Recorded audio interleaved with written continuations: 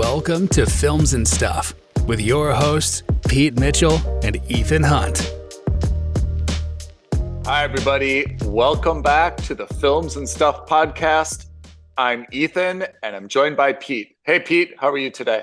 I am good. How are you?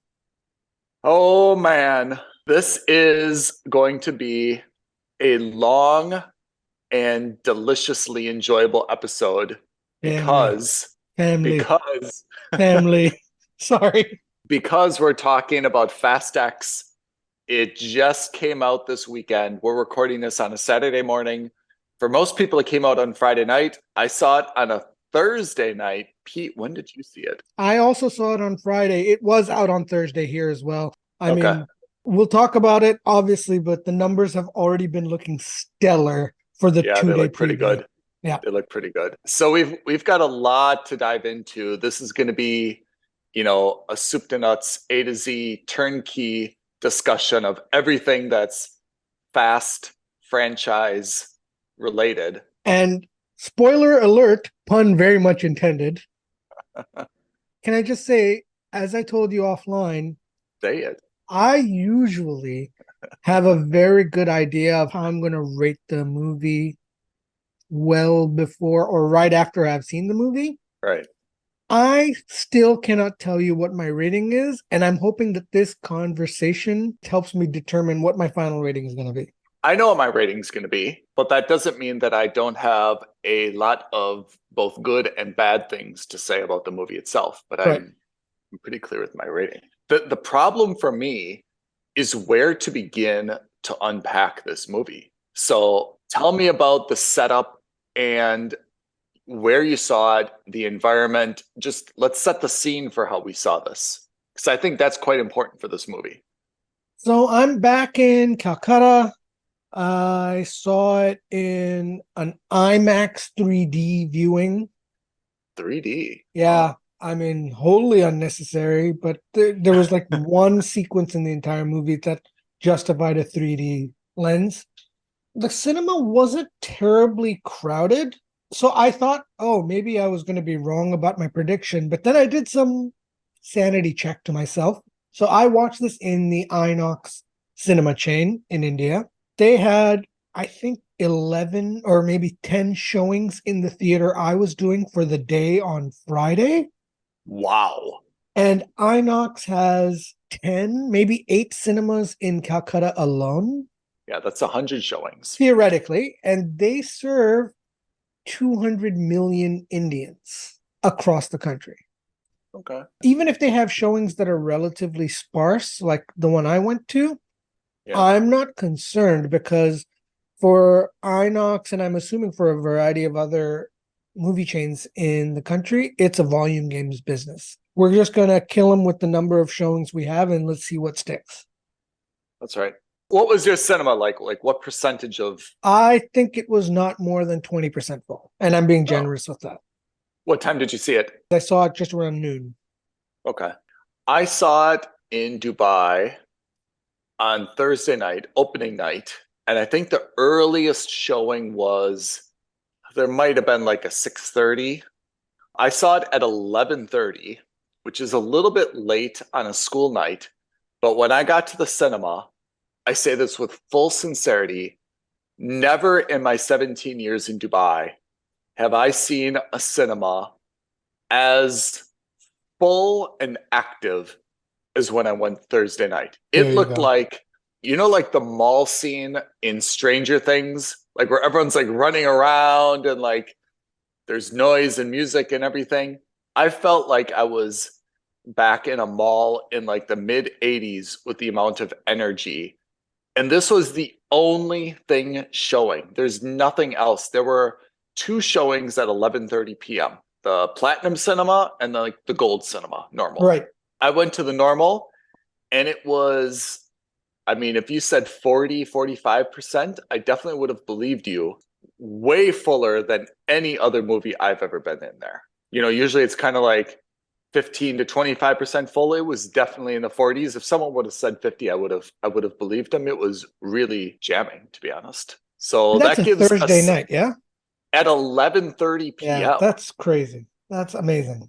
But the movie was actually shorter than I expected. I thought this was going to be a 3-hour marathon. I think it was closer to 2. I'm pretty sure that it was 2 hours, 10 minutes. Yeah. Don't It hold me was, to that, but yeah, let's yeah. call it 2 for the sake of argument. I kept looking at my clock and I was expecting a good 30 minutes. You know how this thing ends, right? They're going down kind of like the dam with the fire and the flames and everything. Yeah.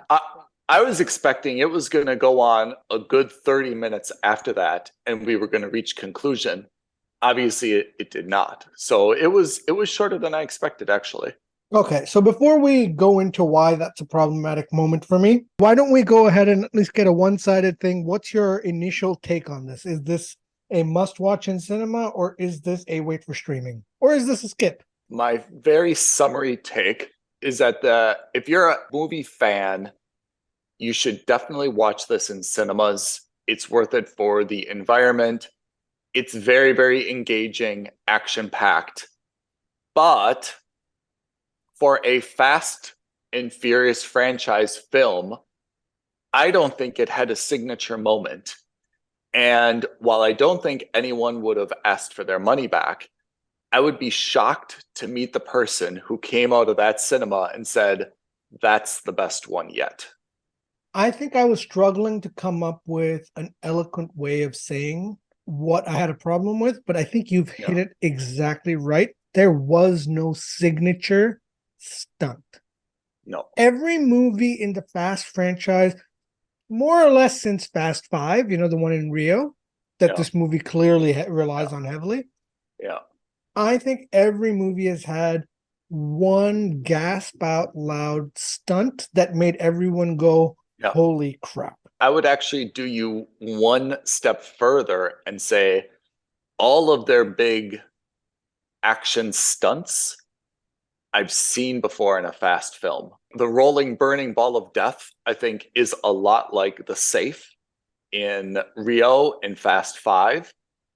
I think that I've definitely seen Dom back out of a airplane in his car and land. Yeah. I have definitely seen a submarine before. And I've seen helicopters or some type of air wing attach like grappling hooks to his car, and he's kind of like smashed them down. I have to say, they're big sequences, put aside for the fact that they're all excellent, by the way. I've seen them all in a Fast film. And for a franchise that's usually known for kind of like blowing your mind, it felt surprisingly yawn that they've kind of recycled their stuff. And I think that criticism applies not just to the stunts, but also to a lot of the people and the plot threads, right? Yeah. Let's get on with it, right? So the reality is that the premise of the movie is very simple. The aftermath of Fast 5 was that this squad has basically stolen like a couple $100 million that they claim to have burned and thrown away, but clearly they kept it for themselves, right? Yeah. The guy they stole it from, Hernan Reyes, had a son named Dante, played very aptly by Jason Momoa. Yeah.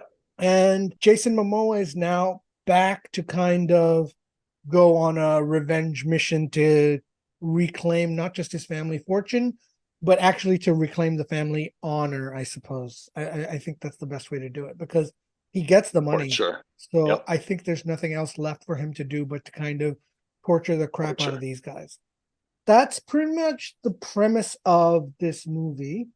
Does that sound right? I have to say, in a few ways, I admired the idea of the plot. Like, I thought that the Dante, the Jason Momoa character, I thought that was clever. I really liked him in the opening scenes. I thought he was he was really villainous, right? I thought that was great.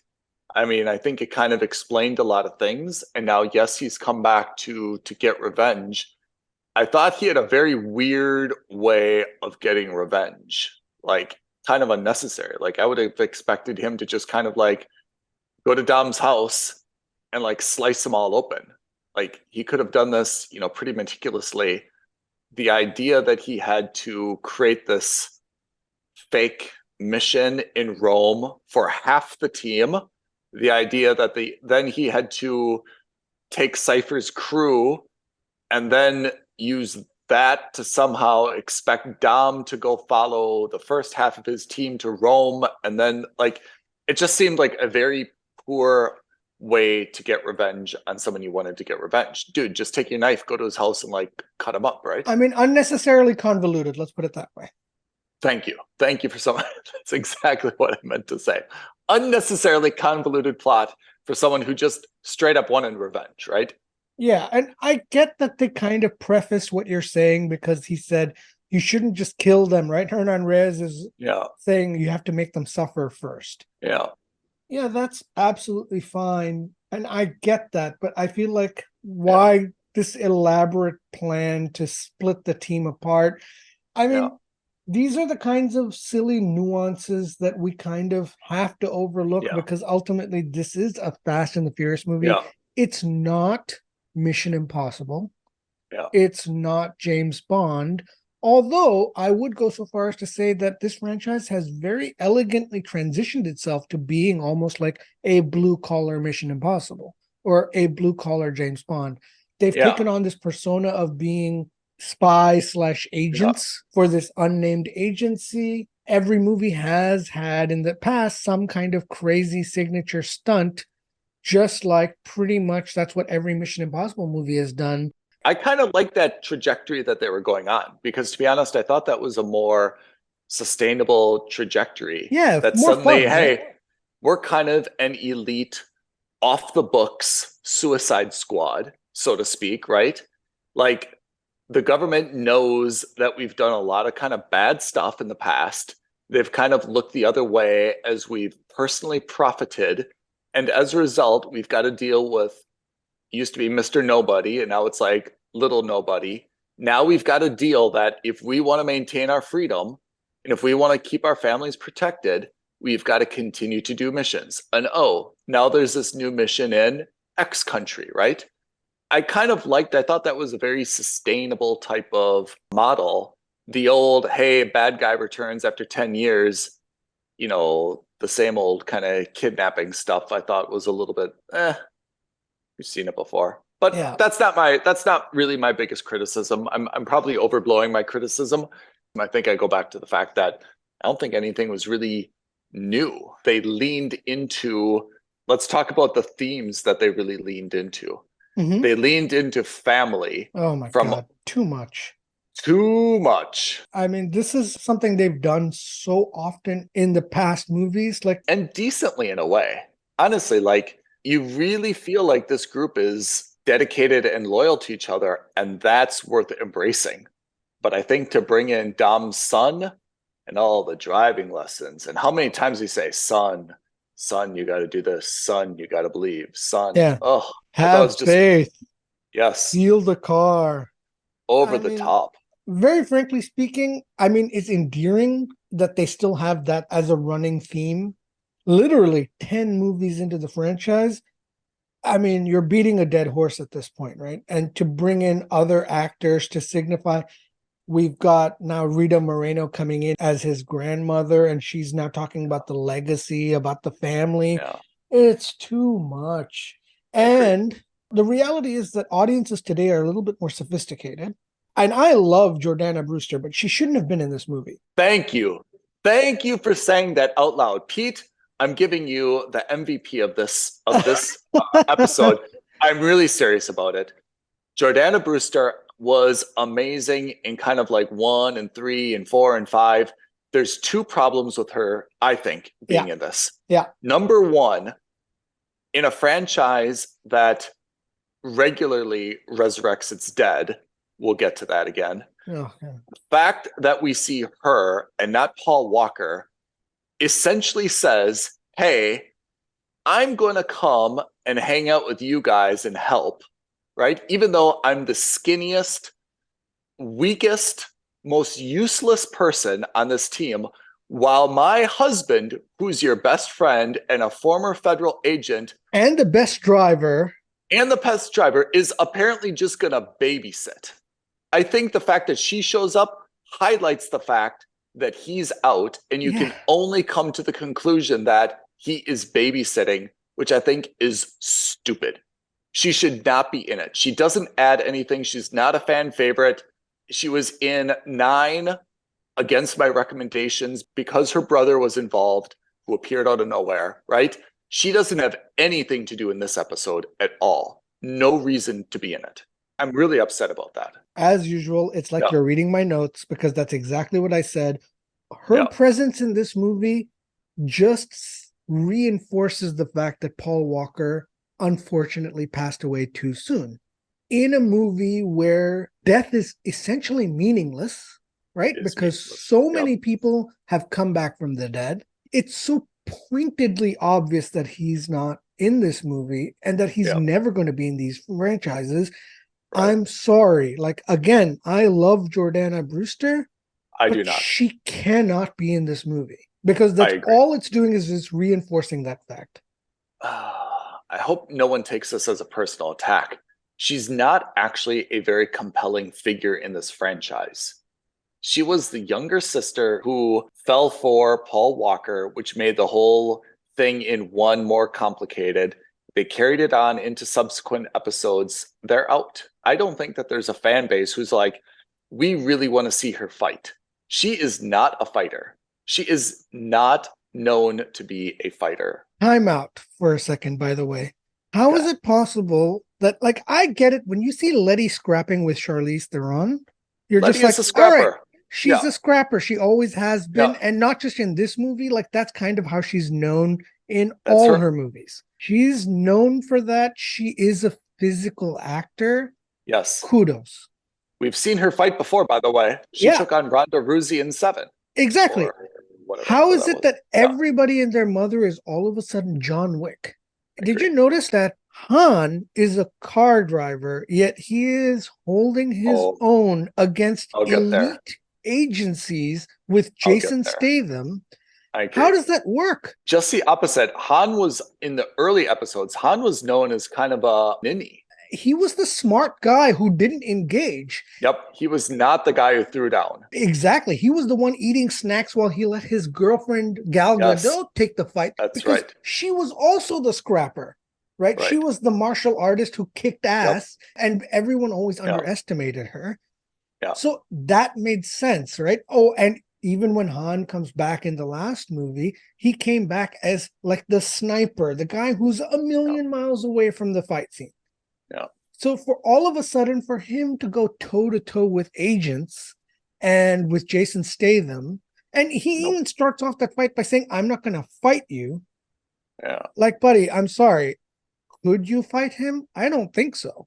I thought this movie was much more John Wick hand-to-hand combat-y than I've seen in previous Fast and Furious. Totally. And I feel like that could also just be that they're taking inspiration from movies that are hitting on all cylinders as the franchise moves on. Apart from The Rock and Statham's big jailhouse fight, and there was also a Vin Diesel Rock fight, I think, in 5. Yeah. Hand-to-hand combat has not really been the theme of the Fast and Furious. It's been kind of always been car to car. Yeah. Driving and tech have been their action MOs. It's never been these dramatically choreographed, fighting scenes. Shall we talk about the elephant in the room since we're talking about Han, since we've already mentioned that the dead means nothing in this franchise, which, by the way, I think is a massive mistake. Let's stop beating around the bush. Spoiler number 1, Gal Gadot is back. How is Giselle back? Not just back. Back is one thing. Back and working with Cypher. Which makes no sense. Right? No sense. She was firmly on the side of quote unquote good. I know it sounds reductive, but at the end of the day, Vin Diesel isn't exactly known for being the most sophisticated producer. So I think in his mind, the reality is it's good versus bad. And the Fast family is the good guys and everyone else is the bad guys. Giselle was good, though. Even if you look at when she was first introduced, she was telling Vin Diesel not to be the smuggler. She was actually a good influence. I have a sneaking suspicion that they're going to do the same thing they did with Letty in Of course. Fast Four, which is she came back from the dead somehow, a la Palpatine, and She she's forgot who forgotten she her was. memory, and Cypher has been kind of using her to her own advantage as like the trump card that she could use against the Fast family. You know what would have been cool? First of all, I have a whole problem with the submarine. I think it was stupid. We've already seen a submarine. It didn't add any value at all. Honestly, it should have been someone like Lucy Liu. I'm making up Lucy Liu. It should have Oh been man, that would have it been should have been so good. a new cameo where the thing pops up and she pops out and And Lucy everyone's Liu's like, who like, the heck is that? to have Gal Gadot, great name. Honestly, unlike Jordana Brewster, who I wish they would write out, I'm super happy that Gal is back. I really like her. I loved her. But as a storyline, it doesn't make any sense Yeah. whatsoever. And in fact, it's just kind of making a mockery of the fact that now you've got to question, is Jacob John Cena dead? Oh, Absolutely there's not. no way he's dead. It was such an unceremonious Yeah. death, so quick, and it happened so fast, and everyone forgot about it instantly. There wasn't a slow motion like flashback sequence or anything like that. Nothing. So Oh, there's no way he's dead. And it's funny you say that because I think one of the things we should do at the end of this, towards the end of this episode, yeah. is our predictions for Fast 11. Oh, yeah. And I'm I've there. got 6 bullet points that I've got so far that I've written down that I think Yeah. plus or minus 10%, some variation of each of those 6 things is going to happen Yeah. in the next movie. I agree. I guess this all falls under the category cast. Are we happy with the cast? I would say I'm not happy to the extent that it has a very big cast to begin with. And I feel like already we're spending too much time on folks that I actually don't want to see on screen. And the folks that I do want to see, I think are marginalized by this constant introduction and rotation around people to kind of give everyone a few lines. So I think what's happened with this movie is that Vin Diesel and the producers and the writers saw the immense success of Avengers Infinity War, followed immediately by Avengers Endgame, and they've Right. tried to create their own version of that. So we'll talk about that, but let's go. You're right. Let's talk about the cast while we're at it. Vin Diesel, I think, is Vin Diesel. He speaks as if he ate a bowl of gravel for breakfast, and he's got that By same. the way, he looks good in this movie though. He does. He does. Which is funny because Yeah. every year this happens every time the It Fast does. movies releases. Yep. They inevitably show a picture of him in his summer vacation Yep. between movies where he's got Yep. a big pot belly and everyone says, oh, dad bod Vin. Yeah. Yeah. But then in every movie he comes back, he's in good shape. He's not looking like a bum. People are allowed to have off time, right? Like he unfairly, I think, gets criticized because I think a lot of people like to pile on the fact that the Fast franchise is like this quote unquote stupid movie franchise. I don't think they've been piling on. I think in past movies, he has, with some creative camera angles and stuff, looked maybe. okay. This one, I have to say, he really seemed to be serious. And I could tell, like, I thought he looked more ripped than in several previous ones that I've seen. I have to give him good credit. He brought his game to this one. What did you think of Michelle Rodriguez? Oh, solid. I mean, I have a lot of good vibes for her because I loved her so much in Dungeons and Dragons. Mm-hmm. So a lot of that's carried over. And I have to say, I think she gave a very good performance. I think here's a very positive thing I'll say about the film. The idea of splitting locations, I think, was a very, very intelligent decision.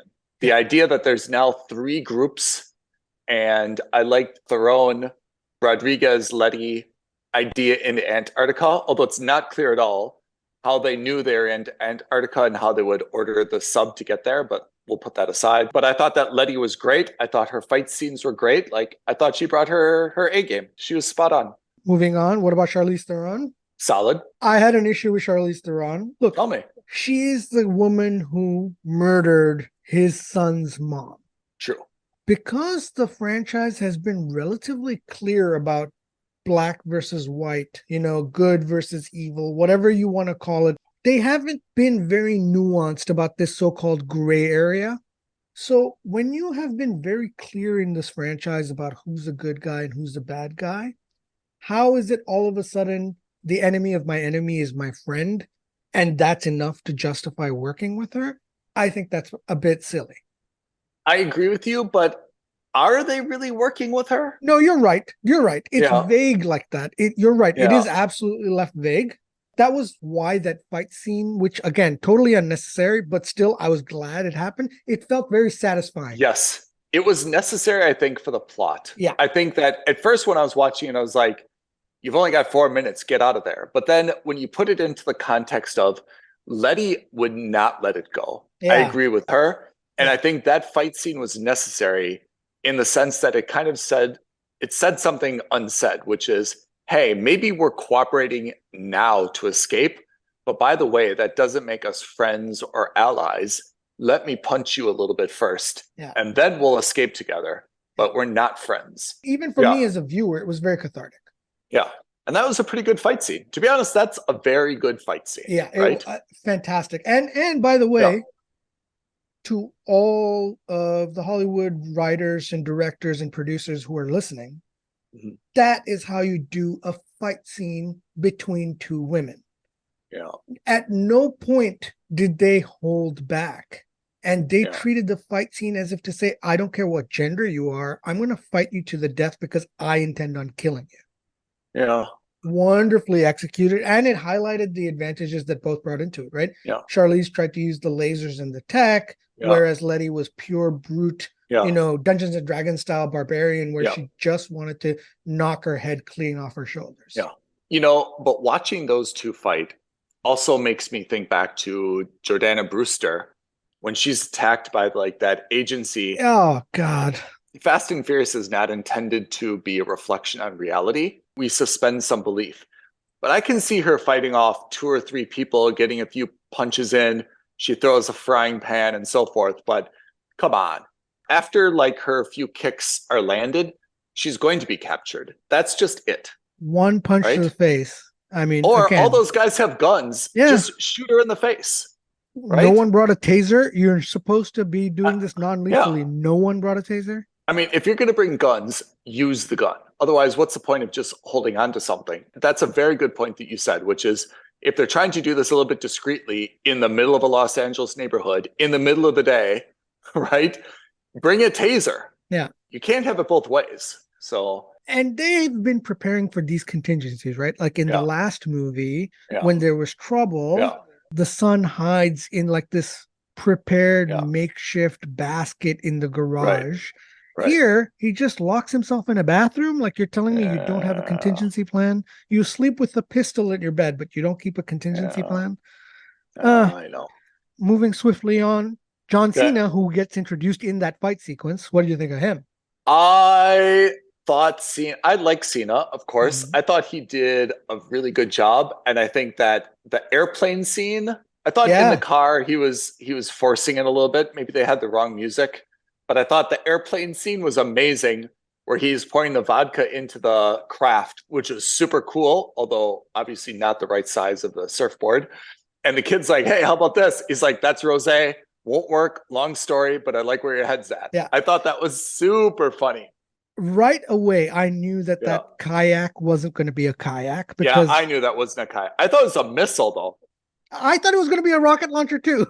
Yeah, when it was on top of the car, I'm like, that's got to be like a missile. There's going to be some plane. He's going to rip the thing off, and it's going to shoot a plane down. That's exactly what I thought. So that first point. Second point was that car sequence and the plane sequence made me remember why I liked Peacemaker so much.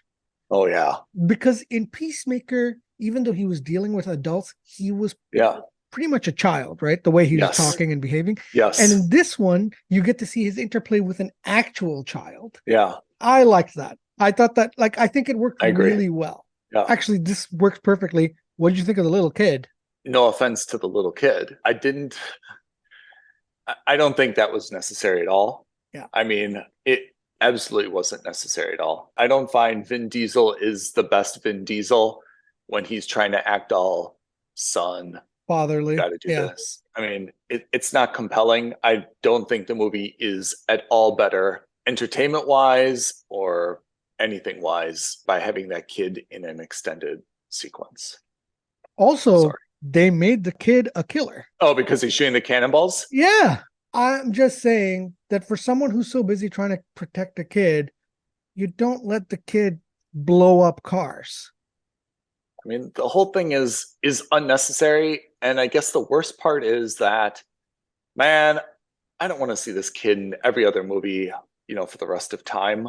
Yeah, he's locked in now. Yeah. Find a way to minimize the kid. It just didn't add anything for me. I'm not really coming to watch, Vin Diesel raise his son, and I'm not really here to watch a son. He's not like funny.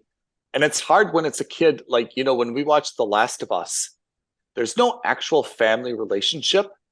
And that makes, I think, those things a little bit easier to stomach. Yeah. When it's your actual blood, like someone's real son, it makes you look at those scenes, I think, a little bit differently. And that's why what you were saying, John Cena with a kid is a little bit cooler because it's not his kid. He's not there to teach him. He's there to take care of him, right? Hey, Yeah. do this, don't do this. When it's Vin Diesel, I mean, he's acting like, I don't know about your dad, but like, I don't know my dad or anyone else's dad who really talks to you like that, Yeah, definitely So, not. Certainly not at 8 years old teaching me to drift. yeah. Like, I get that you have gasoline in your veins and not blood, but you can't tell me on one hand that you're a responsible parent and then on the other hand, teach the kid how to drift around a parking lot. Oh, that's nothing compared to the idea of, hey, there's a car spinning around on the highway with 2 helicopters coming towards it. Why don't you just jump out of the door and jump into my door, given the fact that you've got apparently no athletic training whatsoever? Don't worry, this will be fine. Still a responsible parent? In what universe is Vin Diesel like? It's different if it's Letty, right? Okay, you suspend belief. She's an amazing, accomplished cyclist and daredevil and blah, blah, blah, blah, right? What about Tyrese and Luda? Yeah, let's save Jason Momoa to last. What about Tyrese and Luda? When they went into, what's this dude's name who did the cameo? Pete Davidson. Oh, I thought that was a great cameo, though. That was a super good cameo. I hate Pete Davidson. I don't get him. I don't get it. I thought it was a good cameo. When those two get along, Tyrese and Tej, right, Luda, when those two get along, I think they're super powerful. What I've grown annoyed by is their constant little like bickering and putting down of each other. I'd rather see those two like the inseparable twins that finish each other's sentences and they're like super, super like bro supportive of each other. And I think what would be great is if that, because I think you're absolutely right? Because in the last 6 movies, we've always seen them snipe. What I think would be great is if they're best of best friends, which they obviously are, but supportive, and that irritates the rest of the group. Yes. Like, I want to see them like sharing clothes. I want to see them with like buddy bracelets. I want to see them like leaning into it in a really like uncomfortable, funny way. Exactly. And then Han is like, oh, you guys should get a room. Yes. Like, hey, I was just thinking of you and I got you one of those like neck pillows. You got me a neck pillow? That was so considerate. I got you this. No way. You knew that I wanted one of those? No, and it would be the funny thing because it would be totally stereotyped, right? Like he gets him a neck pillow and he gets him a golden R8 Audi, right? Or something ridiculously misbalanced as well. Yeah. There's sniping. We've seen it for a lot of episodes and it had its time, but now it's just like, they're not even like witty things anymore. It's just more or less like old couple complaining about each other. But I'd like both the characters. I feel like if they would... The dynamic needs to change. I'm with you on that. If they'd lean into that, I think they'd be like my favorite 2 people. Because they're both super likable. Yeah? Super likable, very charismatic, and their chemistry with each other off the charts. I think they have the best chemistry in the series amongst them than anybody else does. Totally right. Yeah, I don't want to see them fighting anymore. I want to see them like really like best friends finishing each other's sentences. Like, they had that perfect opportunity then to like snipe at each other because they were both chasing after the other girl, Natalie something. Right? Yeah, Emmanuel. And they flubbed it with that. Yeah. at the end we find out maybe she's a lesbian or maybe that she's already Yeah. seeing someone else and they're both commiserating with each other. Yeah. Yeah. I think that would have been hilarious. But What do you think of Natalie's role? she is what I would call in this case, like, I don't want to call her C tier because again, I don't want to imply that she's bad, but she's kind of, how necessary is she to the crew? So I agree with you that this is, first of all, I love her. Oh, okay. I love her. Since Game of Thrones, I really, really love her. Right. But she is underutilized. Yeah. She's not given any personality. She's not, okay, she's kind of the techie hacker. But that's kind of what Ludacris did. Yeah, she's added, but she doesn't have a clear role. But I love her as a character, and I think they need to find a personality trait for her. Yeah, You know? and they tried that when she was like sitting there lamenting the fact that, oh my God, it was my invention. It was supposed to be Yeah. for good. And I'm just Yeah. sitting there, I was like, come on. Yeah. In what world does any person, how naive do you have to be to think that Yeah. someone like something like God's eye would be used for good? Yeah, So I agree. I don't know. It just came off as not just implausible, but also silly and dumb. But that's fine. Yeah. Han? Not really adding much, to be honest. I mean, the shock value of him coming back is worn off. I mean, he's not particularly funny. He's just not adding anything, I don't think. Do you? So historically, Han has actually been my favorite character in Oh, the really? Fast and the Furious movies. The reason I've really liked him is because in terms of character growth, he's the one who's exhibited the most. And that was primarily because Giselle died in Fast 6.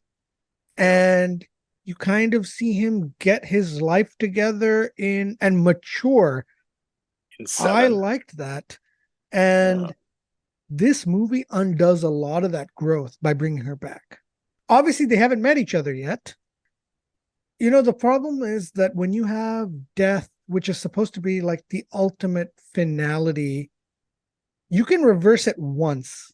But if you do it more than once, it becomes like how we think about what happened with John Cena. It becomes a joke. Yeah. I don't know. I like Han.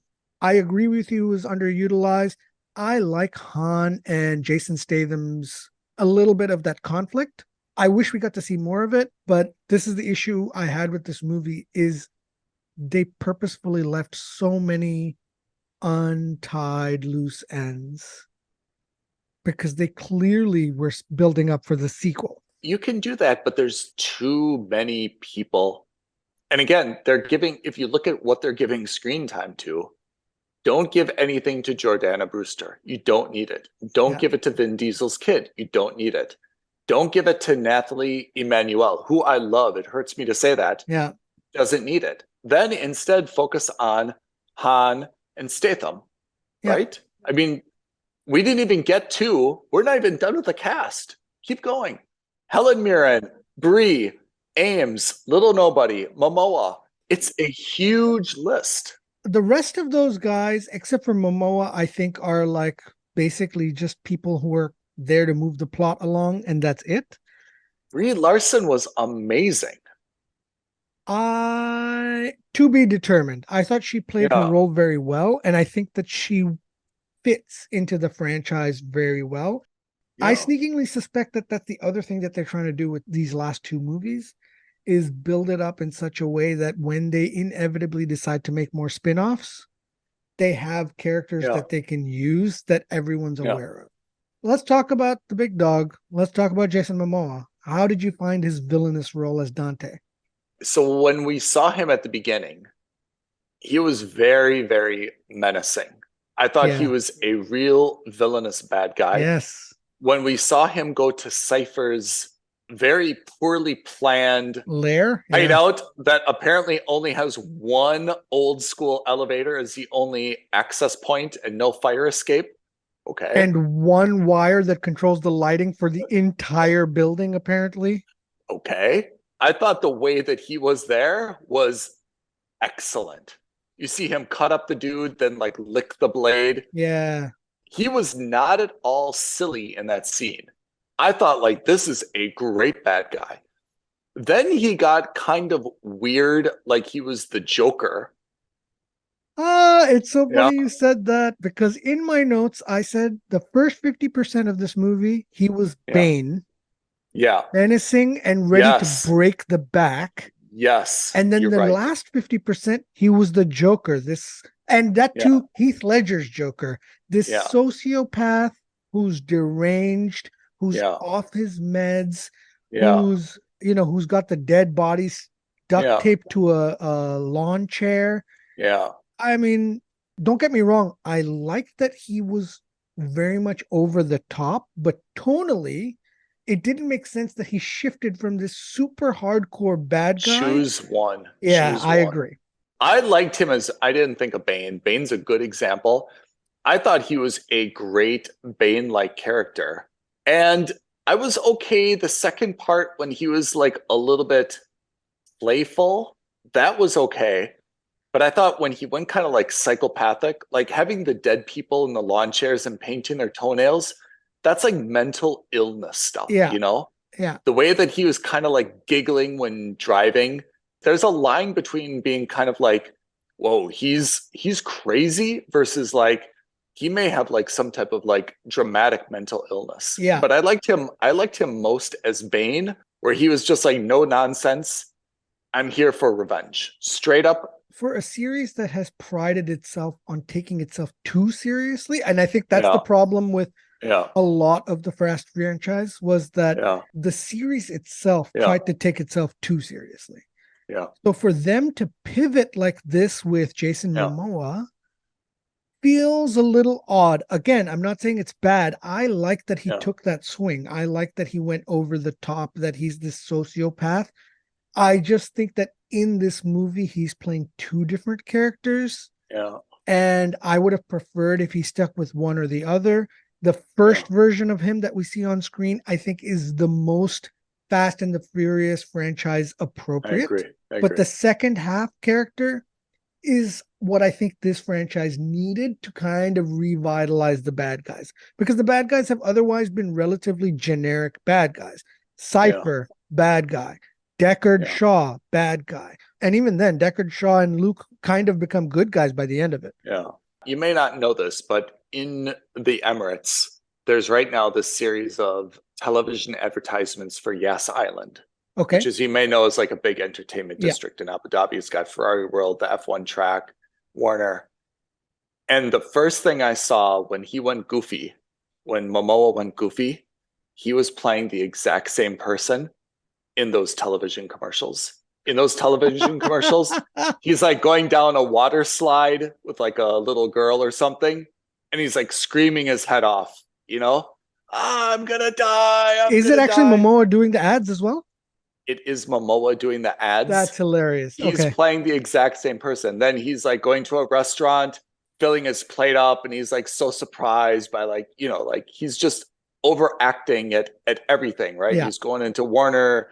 When I saw his change in the character, I'm like, whoa, it's the exact same guy. Yeah. Like, it was so weird to see. It's kind of like a guy who knows there's a camera on him, so he's hamming it up to be like to stand out some more. Yeah. I'm not saying this franchise doesn't need that or does need that. I just choose one. Exactly. So that's the cast. What about the plot? Just the overall plot. The plot's interesting because, first of all, as you rightly pointed out, not only the stunts, but some of the plot elements we've seen in previous Fast movies, and we've seen them in previous spy movies, right? A villain goes out of his way to discredit a group of agents that are supposed to be the good guys to make them outcast as the bad guys. That's exactly what happened in Mission Impossible, Ghost Nation. That's also what happened with James Bond. It's a trope that we've seen. And I guess we haven't seen it in this, but I think this would have kind of been almost better off as just being a revenge mission without having to get so complicated into, you know, trying to discredit these people, because these people are also like, who cares if they get discredited as agents? As long as they have family, they're still together, right? So what difference does it make? I agree. Everything was a little bit recycled. I was thinking that this should have gone two different ways. The first is that, little nobody says, you guys aren't off the hook. You still owe us.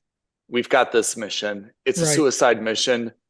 I need you guys to pull it off. And they have to go to, make it up, Uzbekistan, right? Fakistan, whatever it is. And they've got to do a mission. I could have lived with that. The second is, and you tell me if I'm just going berserk here, Fast and Furious should have just jumped the shark, and Cypher should have created some type of wormhole or time machine. And they should all go back to the 80s.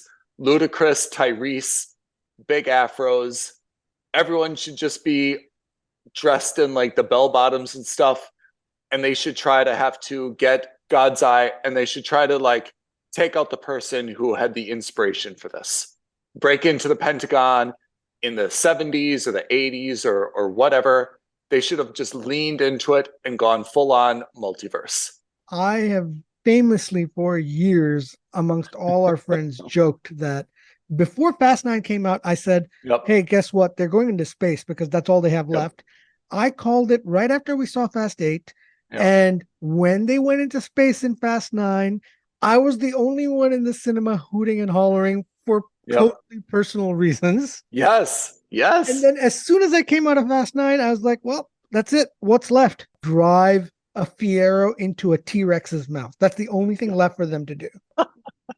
65. It's totally ridiculous in terms of a plot, in terms of this is an end game. This is, going to be the last movie in the franchise as we know it, because mark my words today, May 20th, 2023, even if Vin Diesel isn't going to be starring as Vin Diesel in any of these movies, they will not give it up. There is no way Universal is going to sit on an IP this valuable and not milk it for the next 2 decades. Totally agree. This is a James Bond. This is a Mission Impossible. They're going to continue making these movies.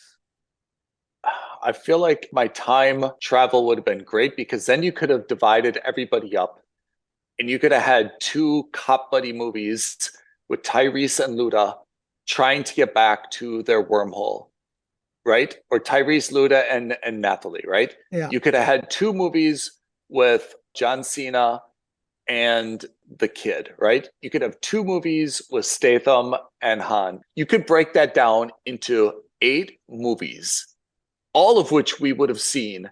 And the whole goal is they're broken into 4 groups, Rodriguez and Cypher, and they're all trying to get back, destroy God's Eye, and make it back to this portal before it closes, right? I just got you to 20 movies, Universal. The problem is that the horizon is too long for these actors. I love Michelle Rodriguez, but she was starting to look her age.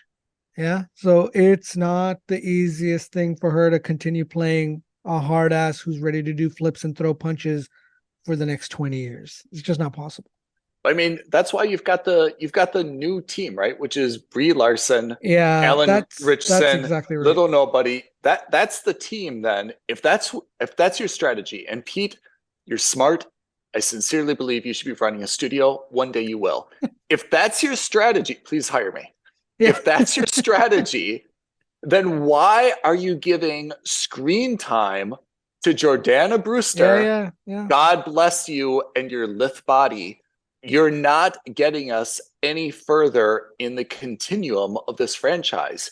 Show Brie Larson more. Show Alan Richardson more. Ames, right? Show Little Nobody more.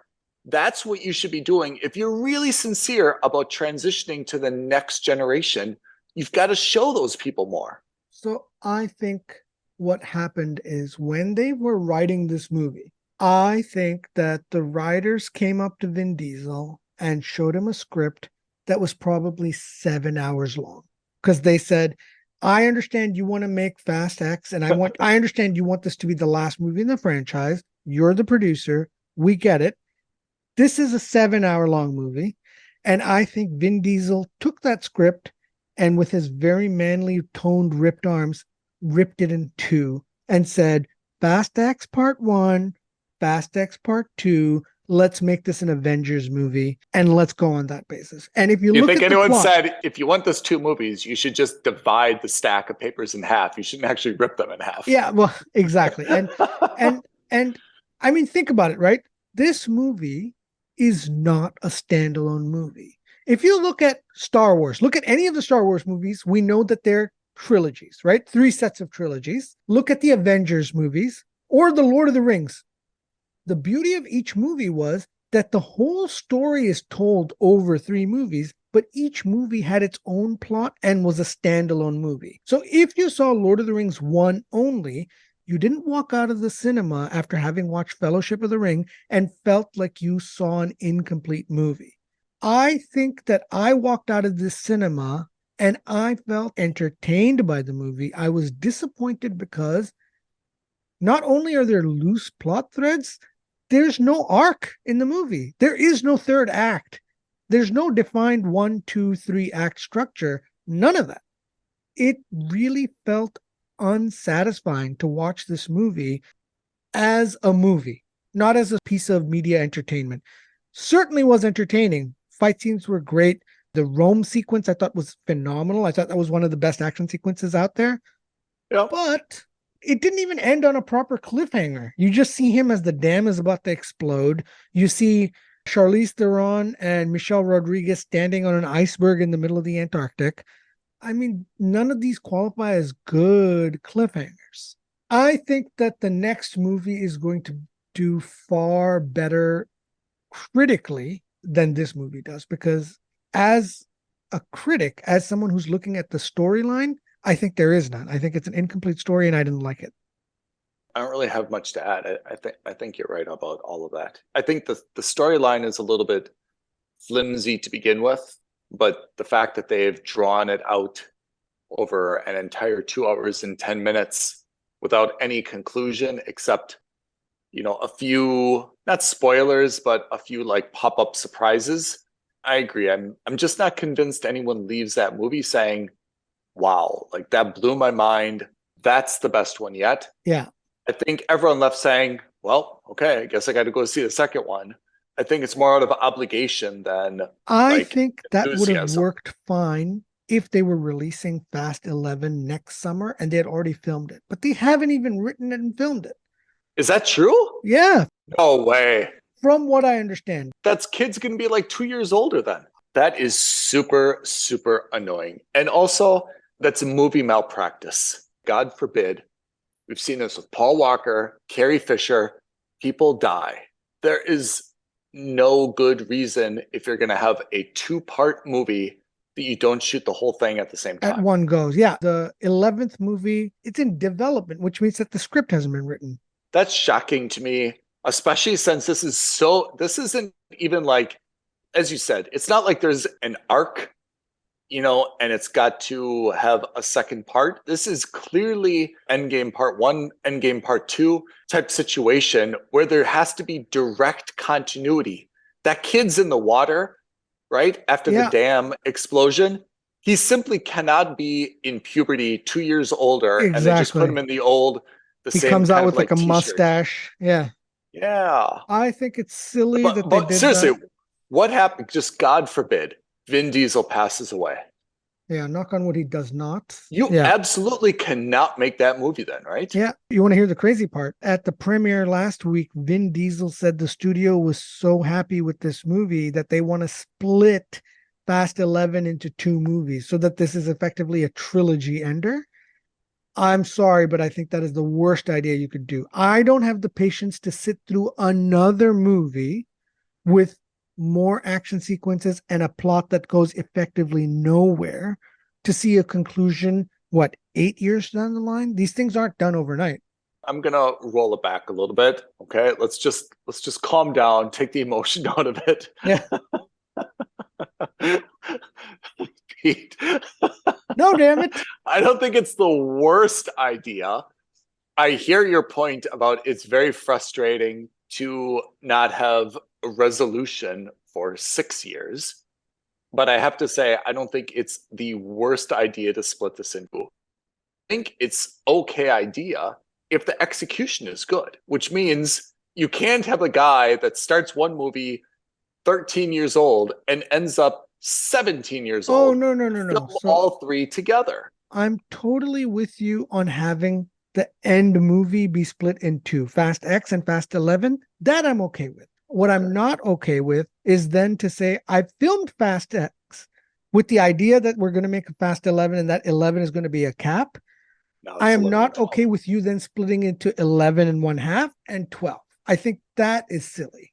It's X, XX, and triple X. Yeah, right. Which will also star Vin Diesel, hilariously. Yep. I think that's going to be a commercial mistake for them to do that, only because I don't doubt that this movie is going to make a lot of money, but I sincerely doubt that people are going to have the patience to watch a movie that doesn't have a plot.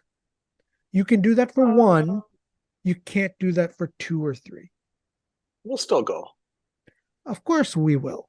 But I'll tell you right now, I would have downgraded that movie on that basis alone. Let's talk about the other elephant in the room, the mid-credit sequence shocker. Guess who's back? Can I just say, I really, really sincerely, Pete, give you a lot of credit for these things. I know you say I read from your notes, and it's true, we have a lot of similar ideas, but when it comes to predictions, you are I don't know what the name is for like a mind reader. You are exceptional at prognosticating things like that. I really give you a lot of credit, and you said it exactly right. The Rock is going to be back. And it made a lot of sense. And yes, now we've seen The Rock is going to be back. Politically, and when I say politically, I mean Hollywood politically, it is the exact right move for The Rock, because even though he's publicly feuded with Vin Diesel, and, of course, the question is certainly going to come, was that a real feud? Was that them doing this on marketing basis because they knew he wasn't going to be there for the 9th movie, but come back for the 10th? We don't know, right? This could just have been like a PR maneuver. But politically, this is something he absolutely needs right now because his reputation is in the dumpster. I think dumpster's a little bit harsh. I mean, fine. In the waste paper basket. Let's put it that way. It's certainly not doing well.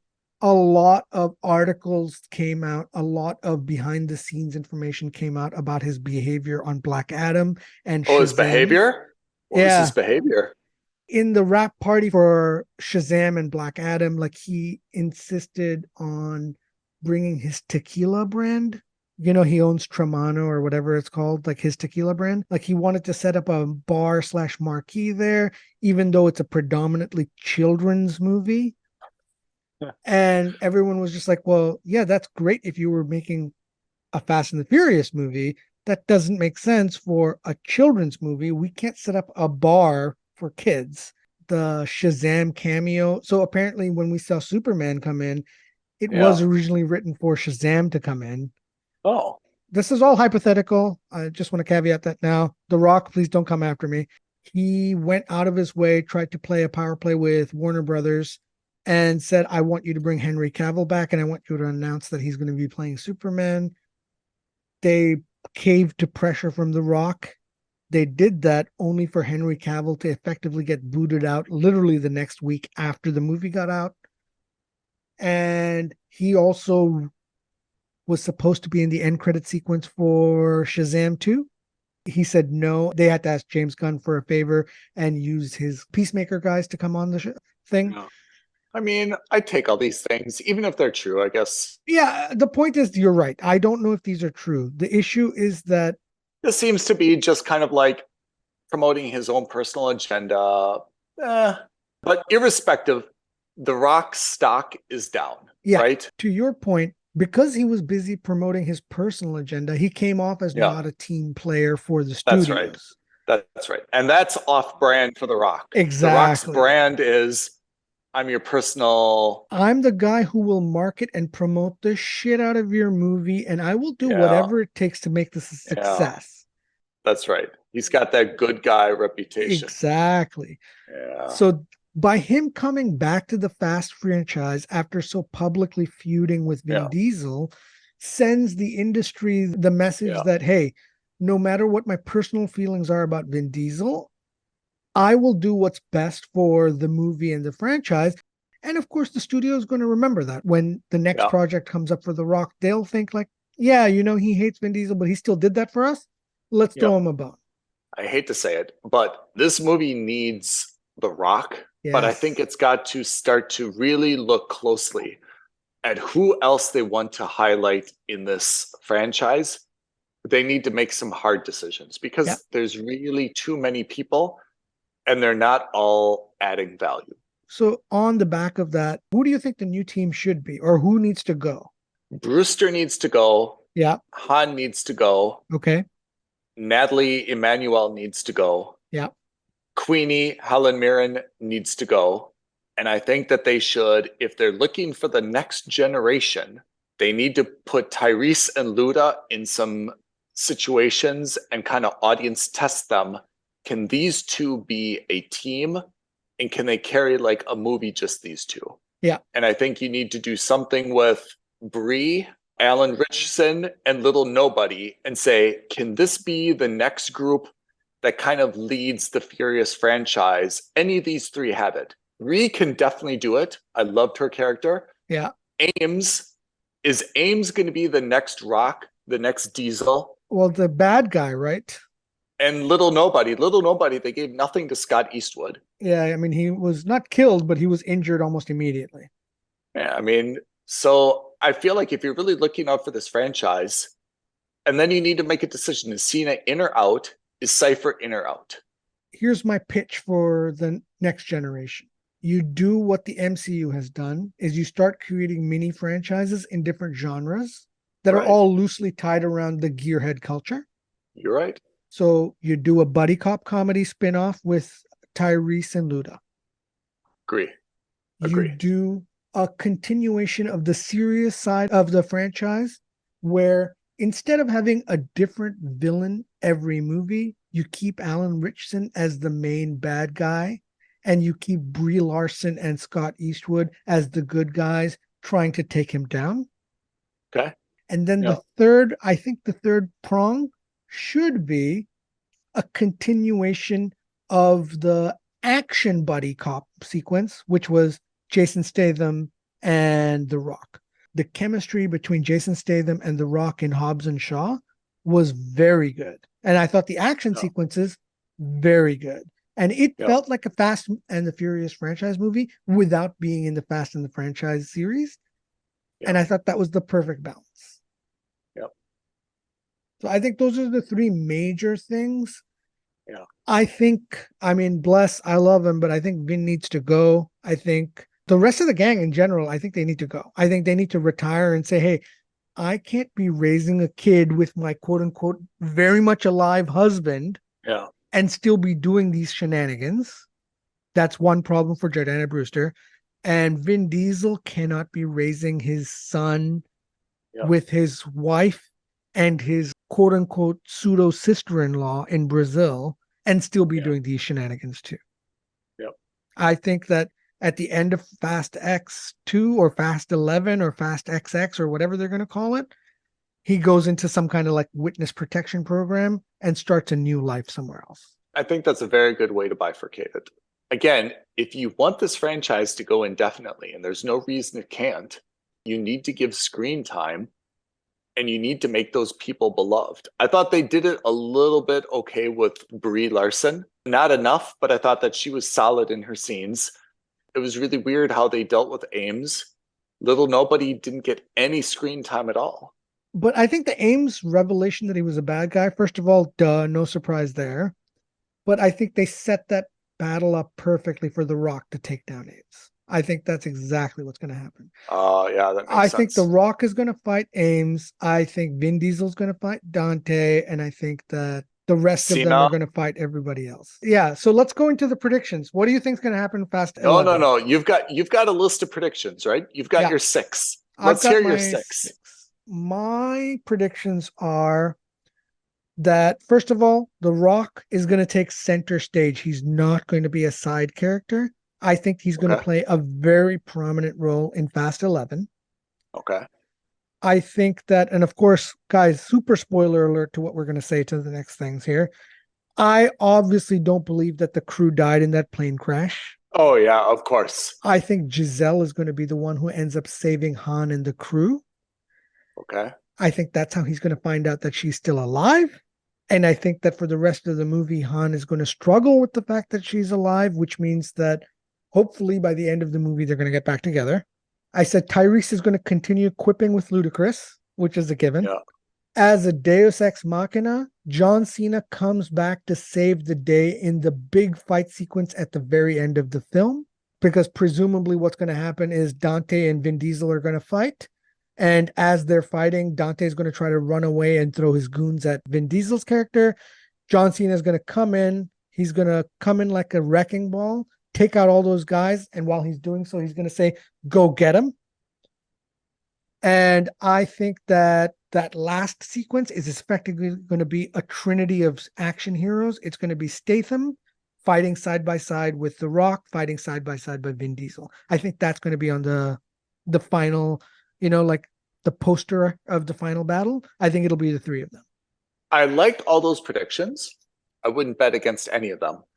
The one I'm really disappointed about, because I'm worried that it's going to take valuable screen time, is I really don't want to see Giselle and Han and try to explain.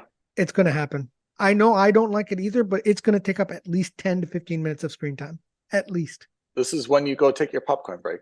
I'm really disappointed by this, because I think it's going to take a movie that should have great pace, and it's going to, first of all, it's going to give me some nonsensical explanation that I really don't have the tolerance to even like entertain, right? Oh, when you saw me fall off this moving aircraft onto the tarmac, and presumably my body was found and I was pronounced dead and buried, right? Otherwise, don't you think Han would be like, oh shit, we never even found her body. Maybe she's alive, right? Yeah. I mean, like the whole thing is just nonsense. So anyway, I really don't want to listen to this explanation. And I really don't want to watch those two play this awkward dance in terms of whatever they're going to do. But you're 100% right. I believe you. It's going to happen. I'm just really annoyed that it's going to interrupt my movie experience. Gotta do it. So that's Fast X. Now, are you ready, Pete, to give this a rating? Or wait, should we talk about one more thing before we do this? Please, yeah. This is now a problem. We didn't even talk about the action sequences. And I think the problem therein is that they were so meh that we just forgot to even talk about them. Yeah. I liked that wrecking ball. I thought that was a pretty cool idea. I think it could have been done a little bit better or maybe with more comedy, but I thought that was a pretty cool, devastating scene. Again, Michelle Rodriguez on that bike, so cool when she's like dances around on the bike and gets around. Oh, I thought that was so cool. I will say over the last few years, Michelle Rodriguez's stock, in my opinion, has gone through the roof. I'll tell you, her stock was flat until I saw Dungeons and Dragons. I'm telling you, Dungeons and Dragons was just like insider trading for me. It was so good that I liked her only because of that movie. But prior to this, prior to D&D, I thought that she was just like, nah. Yeah. But I thought that scene, yes, with the rolling bomb was pretty solid. I think that if I had enough time, I could probably reimagine it in a better way, but I thought that was pretty solid. Then what's the next big action sequence? The helicopter as a nunchuck. Boring. That was it, really, in terms of massive action sequence. I mean, you had the fight sequence between Charlize and Michelle, but... And then you could half say, like, the scene where he's driving down the dam with the flames engulfing, but that was... Yeah, you're right. That was probably the quote-unquote signature stunt of this movie. Is it? But that's what I mean. Underwhelming at best, right? He drove down a concrete dam. I don't know. I just thought all of them were a little bit yawn. Yeah. You know? Yeah, absolutely. Okay, so Fast X, let's see. It's a return to gravity-defying and physics-defying action sequences. Totally incomprehensible at times. This is a totally incomplete movie. I mean, the second half of the movie is effectively an action-heavy trailer for what's to come. Yeah. Like Jason Statham was in the movie for all of 5 minutes, and then we literally see him drive away. Oh, how did they get this very expensive blue Kevlar plane? Oh yeah, Jason Statham organized that for them. All right. Yeah, exactly. That's the correct response to these kinds of questions. So it's a totally incomplete movie. The script was by far the worst part of this movie. It was like every other word was family, family, family, family, car, action sequence, family, family, family, faith, family, faith, faith. Just awful. Just awful. Like I said before, while the movie was entertaining, I thought it was unsatisfying. And I'm not a fan of the creative decisions made in terms of making this movie, like on how they ended it. And as most people know, I am a huge fan of this franchise. I've loved all of the Fast movies. I don't care how ridiculous they are. I'm a proponent of your idea of them going back in time. That's all the kind of stuff that I loved about this franchise. Yep. This movie had shockingly little of that. So that's why I felt like this movie was a bit of a downer. And that's why I also imagine that Fast 11, especially if it's the last movie, is going to be a huge upswing for them. But despite all of my criticisms, I mean, I'm with you, man. You can't watch a Fast and the Furious franchise at home. You just can't. These movies are made to be half enjoyed and half suffered through in the big screen. If you like going to the cinema, if you consider yourself a movie fan, this is the movie that you see in a cinema. Yeah. This is kind of what cinemas are for. Yeah. It's not a work of art. There's countless flaws. To be honest, it's just kind of like leveraging its name and its budget. And quite honestly, I think that in a blind test, the movie that Pete would create and the movie that Vin Diesel would create would be interchangeable in terms of box office numbers. But the franchise is something big. The movie has very good production value. It's not going to put you asleep, even though it's got some pretty big holes in it. So that's why I think this is a must-see in cinemas. That being said, if you don't see it, you're not going to be missing out on life. You're not going to be, there's really no adverse consequence. But if you're a movie fan, this is definitely the movie you should see in a cinema. It's one of the few with reluctances I say this is a must-watch. Oh, a new category. Yeah. Must. I mean, I'm going to caveat that. It's a must-view in cinemas with an asterisk. Yeah. I was happy to watch it. I thought it was the right length. But when I walked out, I was not like breathless, like, oh my gosh, like, I can't believe that happened, you know, or. Although, having said that, I was super excited because I got to have this discussion with you. Like, I was excited more to talk to you about this movie than I was about the movie itself. You know, I took a huge number of notes. I was really excited by the whole thing. I thought there were some really clever and interesting things, but it's not the movie that I would have made. Just a quick update. Do you know how much this movie cost to make? $250. The last movie, Fast 9, cost $200. Their budget was $200. Less than Citadel, $250. $340 million. What? $340 million, and I don't know where it went. Honestly, I don't know where it went. That means this movie needs to be a $900 million movie effectively to break even. I don't know why it's almost double, 75% more than 9. Sometimes I feel like movie studios don't think like investment bankers. If you would have only given someone 300 million rather than 340, what would you have lost with that $40 million? Yeah. What would I have not seen? Would you cut out the helicopter scene? Or maybe the Antarctica sequence? The Antarctica sequence, if that's your thing, and someone said like, okay, let's spend 40 million on it, I would say, what's your return on investment? And I think for that, there's zero. I think there would have been an equal return on investment if Lucy Liu comes in white camouflage on a snowmobile. I think you get the exact, more or less, production value. I don't think that you sell any fewer tickets. But I guess that's the problem with these movies is they set their expectations so high that you kind of have to go up and up and up. I mean, this is the same problem we are seeing with Mission Impossible. I'm all for that, but we've already seen a submarine. I mean, not to be like, oh, I've seen a submarine before, but I've seen a submarine in the Fast and Furious before. Yeah, that's true. There's got to be a new vehicle that they could come up with that would be innovative to me. But I felt that the submarine didn't add anything. Okay, it brought back Gal Gadot, fine. But in terms of like vehicular wise, it didn't do anything for me. I'm with you. Couldn't you make up, I'm just going to make up a vehicle, some cross between like this huge Hummer and like a tank, and paint it like white camouflage with like tracks on it, and have Gal Gadot drive up in that thing? You're like, what is that? A hover tank. Is that a tank or some crazy Sikorsky helicopter that's like white camouflage and it's got like crazy rotors that fold back, tracks Yes. come down so that it can land on the snow and drive like a tank? Oh, brilliant.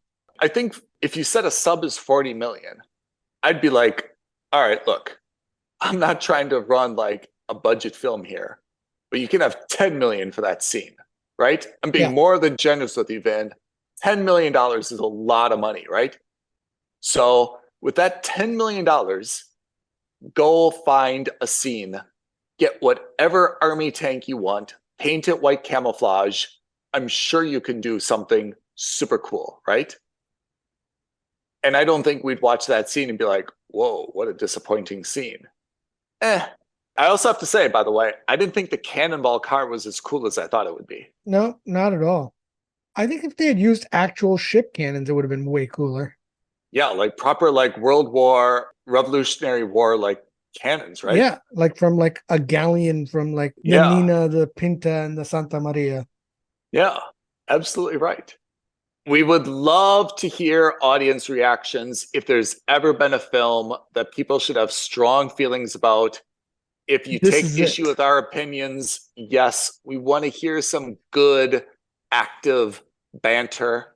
Reach out to us. Email us aloha@filmsandstuffpodcast.com.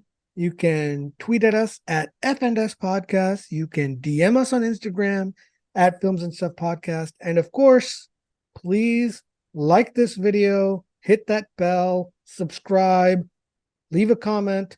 All of these things, any of these things, help us out greatly. That's right.